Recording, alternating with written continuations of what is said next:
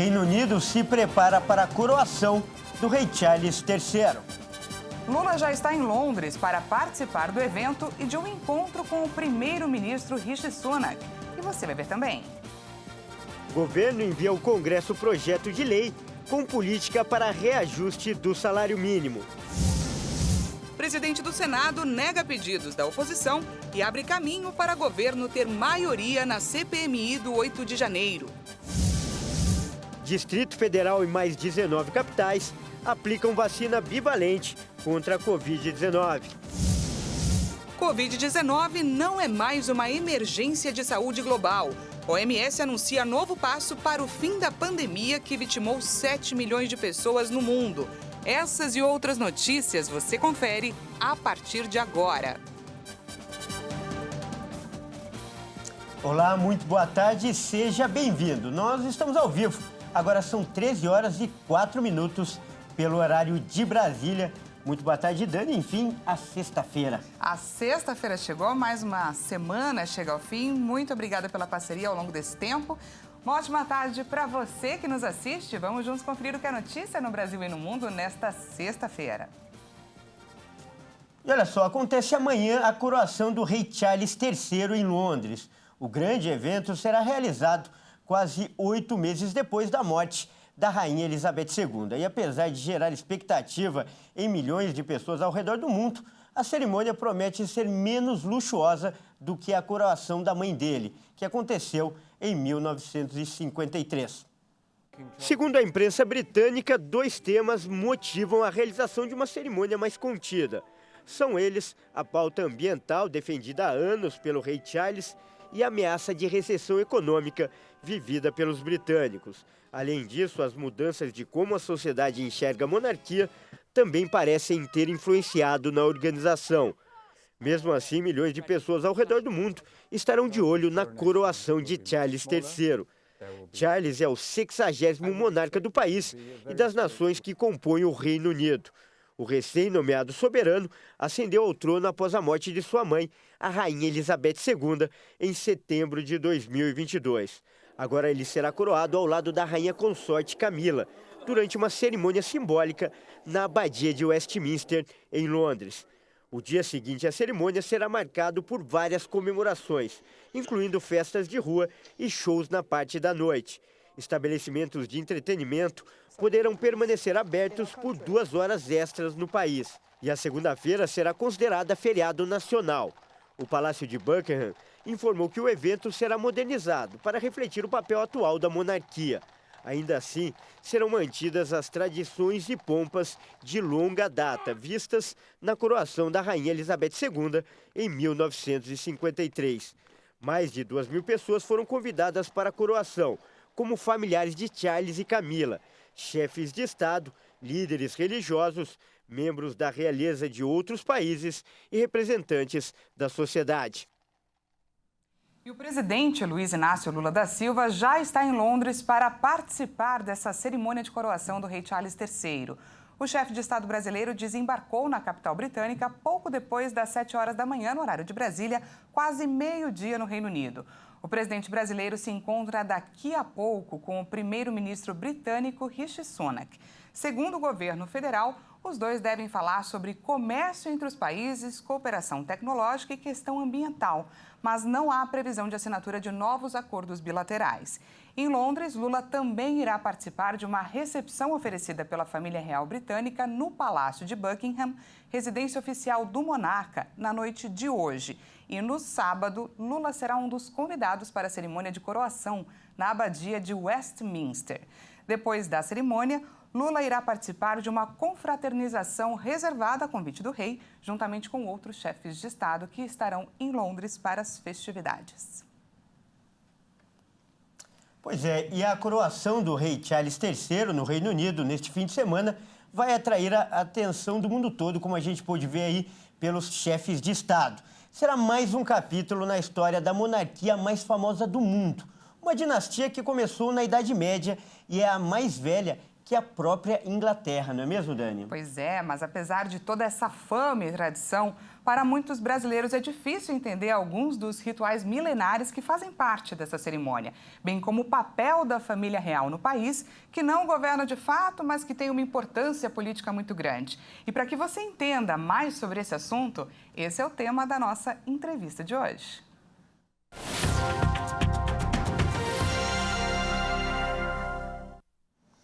E olha só, para falar sobre a coroação do rei Charles III, nós vamos conversar agora com o Ricardo Rios, que é mestre em Relações Internacionais. Boa tarde e, mais uma vez, seja muito bem-vindo, Ricardo. Boa tarde, Kleber. Boa tarde, Daniela. E boa tarde a você que nos assiste. Ricardo, o rei Charles III ele assumiu o trono logo após a morte da rainha Elizabeth II em setembro do ano passado. Então, o que significa a coroação e por que essa cerimônia é realizada tanto tempo depois da morte da rainha? Bom, Daniela, a coroação marca não só o fim de um momento, mas também uma mudança de paradigma. Por mais que o rei não governe, ele reina, mas não governa, mas ele ainda tem um peso social muito grande. O rei Charles ele é muito conhecido por ser um ativista, né? Então ele é um ativista da causa ambiental. Então ele, diferentemente da mãe, ele deseja ter mais voz no ambiente político inglês, no ambiente político britânico. Então isso é muito interessante. Agora, em relação à data da coroação, ela acontece por uma série de fatores. Um deles é a questão da temperatura, né? Por exemplo, a rainha Elizabeth foi coroada em junho de 1953, ou seja, 69 anos. Eles colocam muito isso para que o povo participe, para que o povo vá às ruas e participe da cerimônia. Então, o rei Charles, ao ser nomeado rei, ele fez questão de que isso acontecesse, de que o povo participasse da cerimônia. Então, por isso que teve essa distância desde o falecimento da rainha Elizabeth até o dia de amanhã. Olha só, Ricardo, apesar de muitos ingleses terem a família real como um símbolo do orgulho nacional, outros contestam os gastos com a cerimônia, já que o dinheiro vai sair dos cofres públicos. Como está atualmente a imagem da monarquia? Está desgastada, principalmente entre as novas gerações de britânicos? Kleber, essa pergunta é muito boa e muito curiosa por um aspecto interessante. Eu lembro que logo em setembro, após a morte da rainha Elizabeth, eu conversei com você aqui no jornal, e a gente falou muito sobre esse desgaste da imagem da família real. Curiosamente, o que desgasta a imagem da família real não são os gastos, mas sim as polêmicas que a família real se envolve, né? A última delas foi em relação ao príncipe Harry e a sua esposa Meghan Markle. Isso desgastou de uma maneira muito forte a imagem da família real. E isso permanece até hoje na Inglaterra. Também a gente tem que considerar que existem vários republicanos no Reino Unido. E essas pessoas, de fato, não gostam da imagem da família real. Mas é incontestável que, nesse momento de coroação, aparentemente a população britânica conseguiu se aglutinar em torno do nome do Charles. É muito interessante isso. Ao mesmo tempo que eles não gostam da família real, existem pessoas que têm suas restrições à monarquia, você ainda tem essa aglutinação em torno do monarca, que mantém essa característica festiva da cerimônia. Vamos falar agora sobre a lista de convidados, Ricardo, e a importância política do evento. O que a ausência do presidente norte-americano Joe Biden na coroação significa, já que os Estados Unidos eram uma antiga colônia da Inglaterra? Exatamente, Daniela. Por ser uma ex-colônia britânica e por não ter um monarca britânico como chefe de Estado, diferentemente, por exemplo, do Canadá, que ainda tem o rei britânico como seu chefe de Estado, os Estados Unidos decidiram se afastar totalmente da monarquia britânica. Então, tradicionalmente, os presidentes americanos não comparecem às cerimônias de coroação, mas enviam representantes por questões diplomáticas. Tradicionalmente, a primeira viagem internacional que o presidente americano faz é ao Reino Unido para visitar o primeiro-ministro britânico e o monarca vigente. Joe Biden fez isso, Obama fez isso, Trump fez isso, e então essa visita é normal, mas a participação ela não acontece. Historicamente, ela não acontece justamente por toda a questão de colonização envolvida por cima. Mas se você pegar a lista, você vai ver vários líderes mundiais que participarão, como inclusive o presidente Lula participará. Pois é, você falou bem, Ricardo. Outro convidado é o presidente Lula. E ele terá a oportunidade de participar de um evento que reúne grandes líderes mundiais depois de ter sofrido muitas críticas ao tentar intermediar um acordo de paz na guerra da Ucrânia. Qual deve ser a importância para o presidente brasileiro deste evento? Olha, Kleber, para o Brasil é muito importante demonstrar que não está isolado internacionalmente. Isso mostra, de fato, que o Brasil tem prestígio no ambiente internacional. Isso para o país é muito bom. Isso é importante politicamente para o Brasil. Por outro lado, Lula, que vai se encontrar com o primeiro-ministro britânico e depois com o rei Charles, vai ter a oportunidade de levantar não só a questão da paz na Ucrânia, que eu acredito que fica agora nesse momento em segundo plano, mas também a pauta ambiental, que é muito cara ao rei Charles, é muito cara ao Reino Unido e com certeza vai ganhar visibilidade nessa visita de Lula à Inglaterra. Tá certo então, Ricardo, mais uma excelente resposta e com ela a gente termina aqui essa conversa e eu agradeço mais uma vez a sua participação. Eu que agradeço, Kleber, Daniel, uma boa tarde a todos. E uma rápida reminiscência, em 1953, o Brasil não conseguiu assistir ao vivo à cerimônia de coroação da Rainha Elizabeth, que foi feita via rede Eurovision. Esse ano, pela primeira vez na história, o Brasil vai poder assistir. Então, quem puder ter essa oportunidade, assista, porque é um evento histórico. Tá certo, então fica aí o registro. O Brasil e o mundo estará focado nesse evento. Beleza, boa tarde a todos. Até mais. Bom, e o governo enviou para o Congresso Nacional o projeto de lei com a nova política para a valorização do salário mínimo. De acordo com o Ministério do Trabalho, o projeto prevê que o reajuste levará em consideração a inflação e o crescimento do PIB. O valor do mínimo, que hoje está em R$ 1.320, pode chegar a R$ 1.441 em 2024. Segundo o Ministério do Trabalho, o cálculo será da seguinte forma: Índice Nacional de Preços ao Consumidor de 12 meses, encerrado em novembro do ano anterior ao reajuste, mais o Produto Interno Bruto consolidado do segundo ano anterior ao reajuste. O projeto de lei enviado ao Congresso segue os moldes do reajuste que foi adotado entre 2007 e 2019. Essa política não foi renovada pelo ex-presidente Jair Bolsonaro. Sendo assim, nos últimos anos, o reajuste foi negociado ano a ano. Se o projeto de lei, com a nova regra proposta pelo governo, for aprovada pelo Congresso, o novo cálculo deverá entrar em vigor a partir de 2024. A fórmula considera a inflação do ano anterior, medida pelo INPC, mais o PIB consolidado de 2 anos antes. E uma boa notícia agora, o governo anunciou a antecipação do 13º salário para segurados do INSS. O benefício normalmente é pago apenas no segundo semestre do ano. Mas quem traz mais informações é a repórter Maria Clara Leite. O governo federal anunciou que o valor será dividido em 2 parcelas. A primeira começará a ser paga pelo INSS a partir do dia 25 de maio e a segunda já no mês de junho. E aí serão 2 calendários, um para quem recebe um salário mínimo e outro para quem recebe mais. A gente lembra aqui que o piso previdenciário, que é o valor mínimo dos benefícios do INSS, passou a ser de R$ 1.320 no dia 1º de maio, acompanhando o novo valor do salário mínimo nacional. E tem direito ao benefício todos os segurados do INSS que tenham recebido durante este ano o auxílio por incapacidade temporária, o auxílio acidente, a aposentadoria, a pensão por morte e também o auxílio reclusão. 30 milhões de beneficiários receberão esses valores divididos em 2 parcelas. Ao todo, serão pagos pouco mais de 62 bilhões e meio de reais.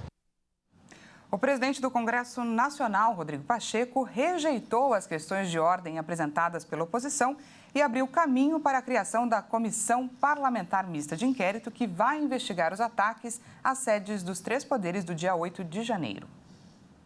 Com a decisão, a oposição, que deu força para a abertura dos trabalhos, perde 2 vagas e terá 9 indicações. Já o governo conseguiu garantir pelo menos 12 das 32 cadeiras da CPMI, sendo maioria. As outras vagas devem ser indicadas para partidos independentes. O número de integrantes da comissão é definido pelo tamanho de cada bloco. A resposta de Pacheco estava sendo aguardada desde o início da semana e era o que faltava para destravar a distribuição de vagas da comissão. Na prática, retira a vaga destinada ao bloco Vanguarda, composto por PL e Novo, para entregar ao bloco da Resistência, do PT. A decisão foi publicada no Diário do Congresso Nacional de hoje.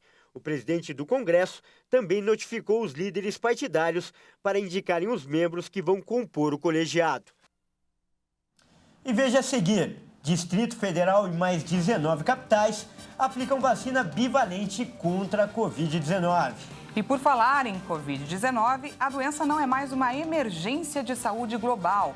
A OMS anuncia novo passo para o fim da pandemia. Nós voltamos já, não perca!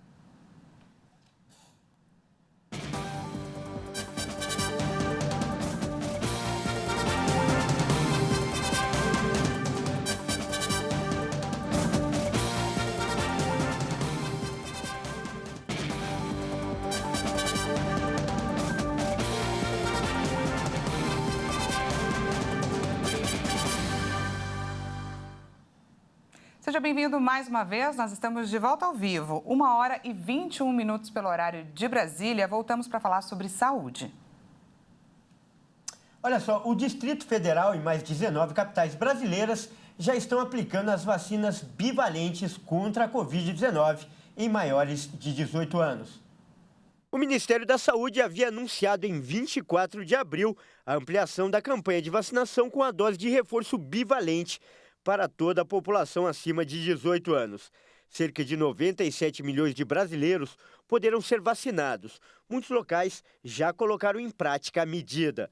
As capitais que estão oferecendo a vacina para essa faixa etária são Rio de Janeiro, Belo Horizonte, Vitória, Florianópolis, Campo Grande, Cuiabá, Goiânia, São Luís, João Pessoa, Recife, Natal, Salvador, Maceió, Palmas, Boa Vista, Manaus, Macapá, Rio Branco e Fortaleza. Outras 4 capitais estão vacinando pessoas com mais de 40 anos. São elas São Paulo, Belém, Teresina e Curitiba.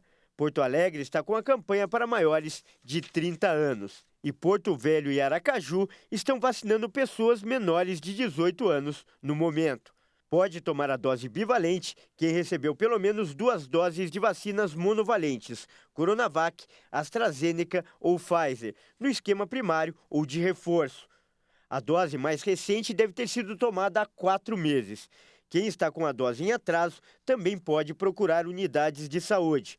As vacinas bivalentes são as chamadas segunda geração do imunizante, ou seja, são aquelas que possuem em sua composição a cepa original e também as subvariantes da Ômicron. Foi no dia 30 de janeiro de 2020 que a Organização Mundial da Saúde decretou alerta máximo para o novo coronavírus. A medida possibilitou que governos e autoridades do mundo pudessem tomar medidas emergenciais para enfrentar a doença. Isso mesmo, e hoje, mais de 3 anos depois da chegada do vírus, o fim desse estado de emergência foi declarado. Nesse tempo, o vírus causou oficialmente 6.920.000 mortes no mundo. Só no Brasil foram mais de 700 mil vidas perdidas, além dos impactos econômicos causados pelas tentativas de frear a doença. Pois é, Kleber, mas no dia de hoje, a notícia é que um grande passo foi dado rumo ao fim da pandemia. A Organização Mundial da Saúde anunciou nesta sexta-feira o fim da emergência declarada para a Covid-19 e que levou o mundo a uma série de medidas sanitárias drásticas. Os especialistas ouvidos pela OMS consideraram que era o momento de passar para uma gestão a longo prazo da pandemia, apesar das incertezas que subsistem sobre a evolução do vírus. Em 3 anos, a Covid-19 virou nosso mundo de cabeça para baixo. Quase 7 milhões de mortes foram relatadas à OMS, mas sabemos que o número é várias vezes maior, pelo menos 20 milhões. O nível máximo de alerta da OMS foi declarado em 30 de janeiro de 2020, poucas semanas após a detecção na China dos primeiros casos da doença viral respiratória, contra a qual não havia tratamento específico e nem vacina. Várias nações já levantaram o estado de emergência contra o coronavírus no mundo. Músicas e desenho animado, duas coisas que as crianças adoram. E elas fazem parte de um novo projeto que promete fazer e muito sucesso. A Graça Kids e a Graça Music lançaram hoje um trabalho que une essas duas coisas. Vamos conferir mais informações sobre esse novo projeto agora com Leonardo Félix. Fé, família e louvor. Com esse lema, a Graça Kids e a Graça Music fazem nova parceria com foco nas crianças.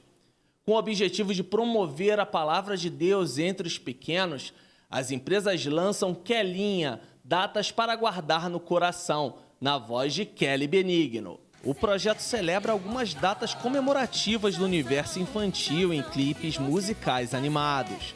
Todos os vídeos serão disponibilizados no canal do YouTube da Graça Kids. Não é a primeira vez que a cantora produz material para esse tipo de público. Em 2021, ela lançou As Histórias Inesquecíveis, também em parceria com a Graça Kids. Mas agora a Kelly foi além e virou um personagem. Ela fala sobre essa novidade. Muito chique, né? Virei uma bonequinha. A bonequinha Kelinha. A bonequinha foi inspirada em mim. Então vocês vão ver que é parecida comigo, né? Tem o cabelo igual, até a roupinha eles colocaram igualzinha a mim. Eu era tia de escolinha, então eu cuidava de criança, dava as historinhas. Então para mim é uma alegria muito grande. E esse novo projeto vem aí para alegrar mais ainda a criançada. As crianças vão gostar bastante, não só as crianças, também os adultos, porque as músicas estão relacionadas para eles. Vai ter para as crianças também. Vão vir canções muito lindas, abençoadas. Vai ter o primeiro agora que vai ser direcionada para o Dia das Mães, que o nome vai ser Eu Te Amo, Mamãe. É uma música linda, fala também da palavra de Deus. Então as crianças vão poder cantar para as mães nessa canção, mas na canção você fala do amor de Deus, do amor que você sente pela mamãe. Kelly Benigno aproveita para fazer um convite a todas as famílias, em especial às crianças. Então manda para as mamães aí. Talvez é uma música infantil, mas os adultos podem mandar para as mães também, tá, gente? Porque é muito importante. E essa música tá muito linda, vocês vão amar. É um carinho muito grande, né, que a gente tem pelas nossas mães. As nossas mães merecem o melhor, merecem o nosso carinho, o nosso amor. E essa canção fala sobre isso, né? A primeira canção a ser lançada é de autoria de Diego Fraguas e é uma homenagem dos filhos a todas as mães, já pensando em 14 de maio. De São Paulo, Leonardo Félix. Essa edição fica por aqui. Até mais e continue ligado em nossa programação.